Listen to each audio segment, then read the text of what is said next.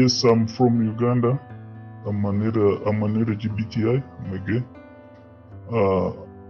I flew Uganda because of the persecution that I was going through by the family and my friends, plus the Ugandan government. So I flew to Kenya, having my partner having been hijacked from where we are staying, and in February 2020, I left Uganda and came to Kenya,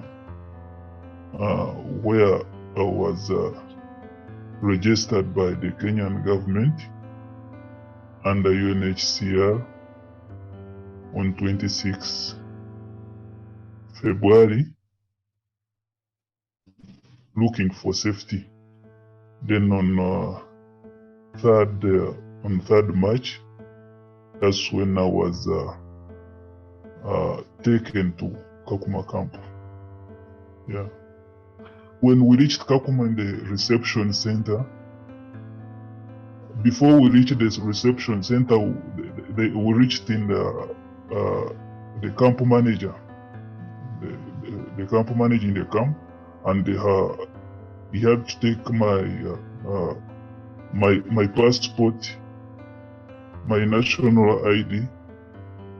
Actually, even up to now, is the one with them, and he was like he has confiscated them. So from there, I was taken to the reception center, where I stayed there until 23rd March, because I reached Kakuma on 3rd March, and on 23rd, that's when we were taken into the community, the refugee community, with other LGBTI people. But the time when we reached in the reception, whoever could see us, mostly the Sudanese and other nationalities of the refugees, they would all call us homosexuals. And they were like, whenever you go outside, we'll get you from there. So there was a lot of panic. I feared going outside, because I was warned immediately when I was in the reception, and I think it's still there. Yeah. Yeah, when we were taken into the community on 23rd, barely after 20 days within the community, where we were allocated, the house was set on fire. That was on 13th April 2020, and other people had to wake up when I didn't know where I was, because I had fainted together with other people. So we were taken to the hospital. It's called Clinic 7 for treatment. We were harassed by the doctors within that hospital, because we weren't attended that night until the next day, saying that we are the root cause of the problem. So from there, because we were taken there by the police, and the police, because they alerted them. Then the next day, UNHCR came there, and the Kenyan government called, right now it's called DRS. So they came there, they assessed the situation, and they were like, they are going to work on it, but from there they didn't work on it. So within a few days, I think within a few weeks, still in in that month of April.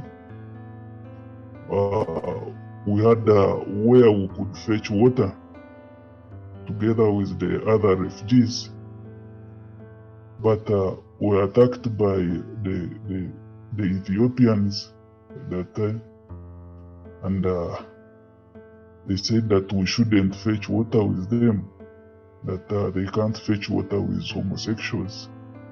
We went to the police. Personally, I went there with a few others because we had been beaten. The police said that they were going to investigate it, then they will call us. Instead, after some hours, they called us, and when we reached the police, they told us to remove the shoes and enter the police cells. That after all, we are not supposed to be in Kenya. We slept there.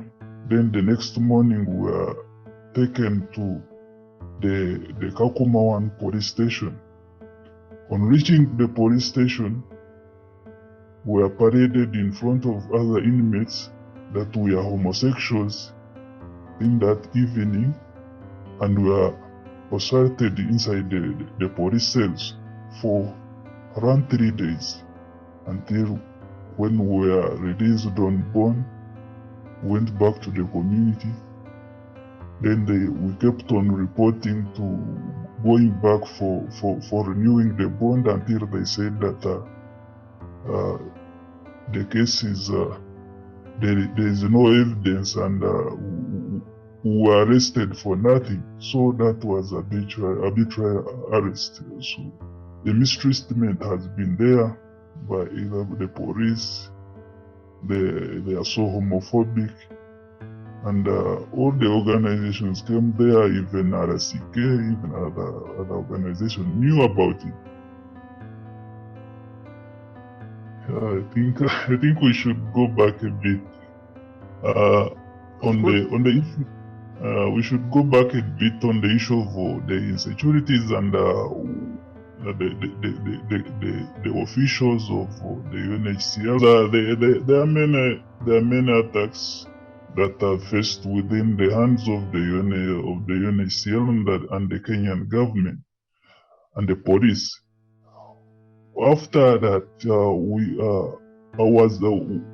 from there we had to go to. I was among with the group of other LGBTQ people who had to go to the UNHCR compound on 27 April 2020, having suffered within those attacks and threats that we are getting, but instead we are going to seek for protection peacefully. But instead, the UNHCR publicly said that we had gone for protest. We are protesting. Not only that we are given protection. Yeah, on 27 April, we went to after the attacks that had happened before, immediately having entered into the community. I was with the group of the LGBT people in Kakuma. We went to UNHCR compound there in Kakuma offices, and we went to seek for protection. But instead, UNHCR termed it as a protest, and we were forcefully beaten, tear gassed, and beaten by the local community, the Turkanas, forced back to the community. After 3 days, 1st May, then that's when where we were put, there was no houses, and we were exposed to many attacks. On 19th June 2020, again, we were attacked by a group of Sudanese who were in hundreds. They beat us, and around 40 people were taken to the hospital. I was beaten in the lower abdomen, and it took me some months urinating blood. It has been blood. So after we were taken back to that block 13. Then from there, I got attacked by Sudanese when I had gone to pick my phone from where we charge from, because there is nowhere you can access charging, and they cut me with a machete, my arm. Now it doesn't hold well. I reported all those attacks. I've been reporting the police, the UNHCR, all the organizations, DRC, they know all of them. Then from there, I lost trust in police, but again, I had nothing to do. On 15th March 2021, that's when I got attacked with a petrol bomb. I have been sleeping for almost close to a year. It was at night, and I woke up in flames. Those are the grave injuries that I'm living with. I spent almost a year, because I spent 10 months in the hospital, where UNHCR had to uplift me to Nairobi Kenyatta Hospital with a close friend of mine who didn't make it, died after that attack. I got mistreatment from the hospital doctors, where they got to know that I was coming from the camp, and they said that I'm a homosexual, where most of the times I could miss the dressings, the legs started rotting. All those reports I communicated with UNHCR, I communicated with NCCK, but they couldn't do much, and I had to be assisted by well-wishers who took me to a private hospital where I recovered. And from there, after being discharged, UNHCR brought me to a CBO in the community here in Nairobi, where I'm still facing the same attacks, the same threats, to the extent that even I had to change my phone number. I communicated with UNHCR for the threats that I was getting, even when I was still in the hospital.